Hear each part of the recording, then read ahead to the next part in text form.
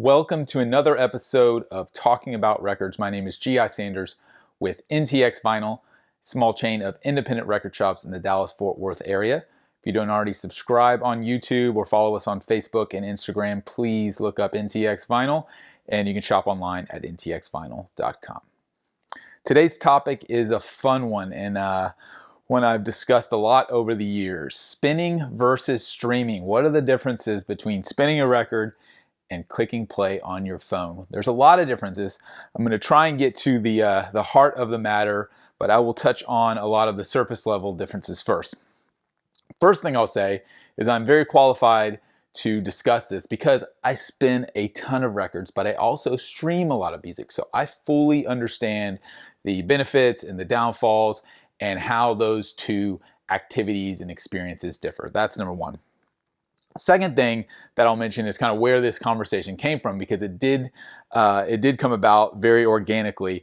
I over the holidays had some people over the house, friends and family, and someone came into my my listening room where I'm at right now. And as we got into discussion about how I collect records and why I collect them, they asked me, they're like, well, why do you choose to listen to music this way? Because to them it just seems so overwhelming. Like, you've got it all on your phone. It's in your pocket. It's with you everywhere you go. It's, basically free. Like, why do you go through all this effort? So I had a very brief conversation with them in passing, and that was the start of this idea for this video. And I really only touched on a few things with them because it was a brief conversation, but I'll go into hopefully a little bit deeper of the discussion here, right? So first and foremost, I will touch on what I would consider to be table stakes as far as this conversation is concerned. If you're going to talk about listening to vinyl versus streaming music, there are a handful of things that I believe are completely obvious. First and foremost is sound. I'm not going to spend a ton of time talking about sound. If you want to see a bunch of content that compares the sound of a vinyl record versus the sound of streaming music or any other format, CD, cassette, right? You can do that very easily on YouTube. There's a lot of videos that go in depth and compare the sound. From my opinion, vinyl sounds warmer, vinyl sounds more real, and I think that a lot of that has to do with the turntable you listen on, the speakers that you listen on, the amplifier system you have. So that's different for everybody. For some people, streaming audio from a quality perspective is just fine. For other people, what vinyl provides is much cleaner. That is a personal taste, in my opinion. And I think a lot of it has to do with your environment, with where you're set up. If you don't have a dedicated listening space, and you've only got let's say a lower end turntable or some small speakers, well, the sound's probably not going to be the biggest differentiator for you personally. For other people, it's completely opposite, where the sound means everything. I get it. Believe me, the experience of listening to vinyl can be an absolute superior sound. I fully understand that. I think most people kind of understand that's part of the difference, right? The second thing that is a no-brainer is cost, right? You can, stream all the music in the world for 10, 15, 20 bucks a month. You can basically buy one record for that if you're lucky these days, right? Or a used record you can buy for half that, whatever, you get the idea. That's a huge difference in cost, and that's a huge barrier to entry, I think, for a lot of people as far as collecting vinyl or any physical media, is that now, the cost to get into streaming music is very, very low. And so that's how they get a lot of people to commit to that format, right? But you have to keep in mind, another big difference is if you're streaming music, you're renting it. And if you're buying music, physical media, a vinyl record, you're owning it. That's a huge difference because you are at the mercy of that streaming service. If that label or that artist decides to pull their music off of it, or if that streaming service just goes away altogether, you no longer have access to it, right? Because you're just renting it on a monthly basis. You're paying a subscription fee. You buy a record, you put it on your shelf, it's yours. Until you decide to let go of it, that is your decision, right? So you own that music.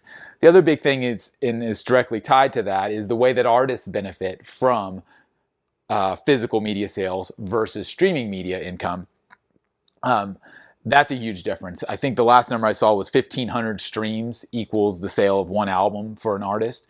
And so you put that in perspective for artists who are trying to make a living, and that's very impactful. Most artists make most of their money these days on touring or live events, live shows, physical media, vinyl, also merchandise, t-shirts, posters, things like that. And then streaming will come way below that as far as an income perspective. So there's a big difference how it impacts an artist.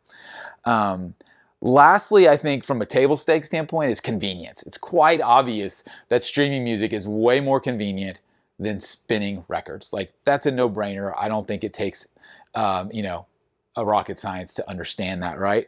Rocket scientist. So it's like, you know, does the convenience of having a million songs in your pocket outweigh the benefits of spinning a record? Well, there's a lot to be unpacked there. Honestly, for me, when I go to my phone and I go to stream music, whether I'm listening to it on headphones or whether I'm, you know, streaming it throughout the house, whatever it may be, again, I do it a lot. It's an overwhelming experience. It's no different than the same way I feel about streaming services as it pertains to movies and TV. Like I'm completely overwhelmed when I go to a Netflix and I'm trying to just find something to listen to. Same with the phone and same with Apple Music, which is what I use. When I go to Apple Music, yes, they try and recommend things for you, but when I go to my library and I'm looking through my albums, you know, I've got tens of thousands of albums and thousands of artists, and it just becomes this constant scroll of looking for something that hopefully pops out and matches the mood I'm in, which is just a really difficult thing to do. For me, it gets worse and worse over time. The more music that I add to my library, the more new music that's released that I, you know, want to maybe sample and check out, add it to my library. It just gets more dense and more crowded and more noisy to where it's just harder and harder for me to sift through that stuff. So for me, that convenience of having it always there and having all of that volume, it almost presents too many options and makes it difficult for me. And that degrades the experience of streaming music, in my opinion, because it makes it really hard to just make a decision on what you want. That's very different than when I walk into my listening room and I look at this wall and the other cubes I have around me that are full of records. I'm actually excited to have an opportunity to choose something to put on my turntable. Do I want to like grab something that I haven't heard in a long time? Do I want to go over to the stuff that I just got in that I haven't listened to? Do I want to choose from a box set? Do I want to do a different genre? There's all these choices, and it's, you know, yeah, sometimes it can be a little hard, but that, you know, there's actually an element of challenge and fun in that versus, again, scrolling through my phone. It just doesn't resonate with me the same way.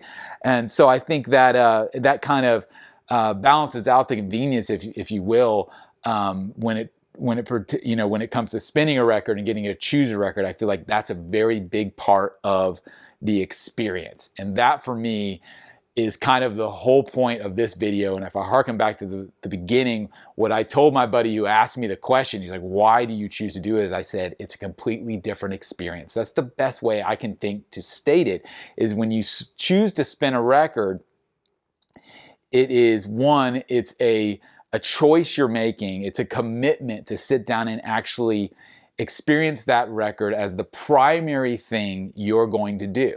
Now, I may sit down and put on a record, and then while I'm doing that, I may, you know, check my email or get some work done or price some records, whatever it may be. But the primary thing is that record I'm listening to. That's completely opposite when it comes to streaming. Streaming, it's like, okay, I'm going to go downstairs and I'm going to help out with dinner, or I'm going to go mow the lawn, or I'm going to go out in the garage and work on something, or I'm going to be doing, cleaning up around the house or whatever. Then I'll choose to put music on and kind of choose something to play in the background, right? I've got my whole house wired with Sonos, all hooked up to Apple Music, so I stream all the time.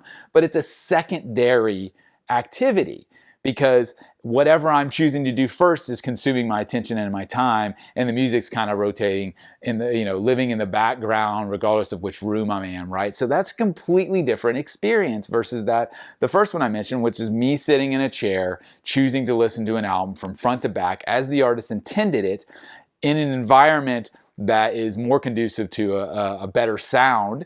That's obviously a big part of that. And it just creates this ritual, this sequence of steps that you go through to consume that album. And again, me personally, I don't get that from streaming. Not saying I don't enjoy streaming music, not saying I don't do it all the time, but it's just two completely different things. And for someone who doesn't have a record collection, who doesn't have a turntable, and who doesn't, doesn't go through that ritual, it's a kind of a hard thing to explain, and that's why it was tough to answer the question when my buddy asked me. It was hard to put into words, honestly, about why I choose to listen to music this way.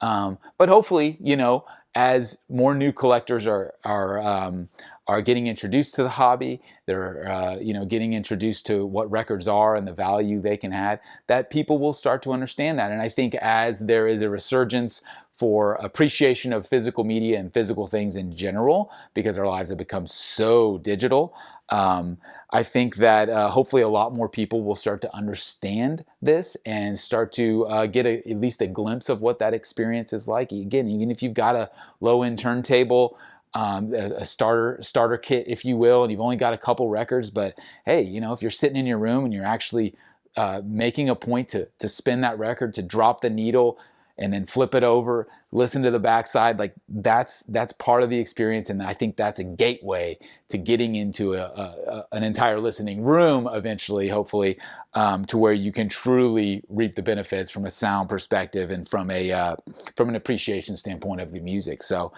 that's what I think of when I think of spinning versus streaming. And I don't make necessarily a conscious choice that often, other than based on my location, right? If I'm going to be in my listening room, or I'm going to choose to be in my listening room and do something, again, work related, or on the computer, on the phone, whatever it may be, I'll make that choice to put the music first. If I'm elsewhere in the house, well, that's where I'll typically just choose to stream music. So a lot of it's based on location for me personally, and it's the same thing to be said. Obviously, if I'm running some errands, I'm in the car, I'm going to be streaming music. If I'm exercising, I usually have headphones on, I'm streaming music. So the activity, I think, dictates where the music comes from. And again, for me, I think that's a very important factor, is if you put the music first and you put the experience of spinning a record first, I think you'll see a lot more benefits, and you'll get a lot more appreciation for music in the long run. So that's the way I personally view this topic. I would love to hear your input, how you pair the two. If you also spin records and stream like I do, I'd love to hear what that experience, what that balance is, because again, I'm just coming from my point of view. So that's the great thing about these videos, is you guys get to chime in and tell me what you think. Tell me if this resonates with you in regards to how you think about the spinning versus the streaming. So thanks for watching. Got plenty more videos on my channel. There's a couple of them right here I'll pop up. Feel free to check them out. Obviously, hit up ntxvinyl.com if you're looking to grow your collection. And we will see you again next time on Talking About Records.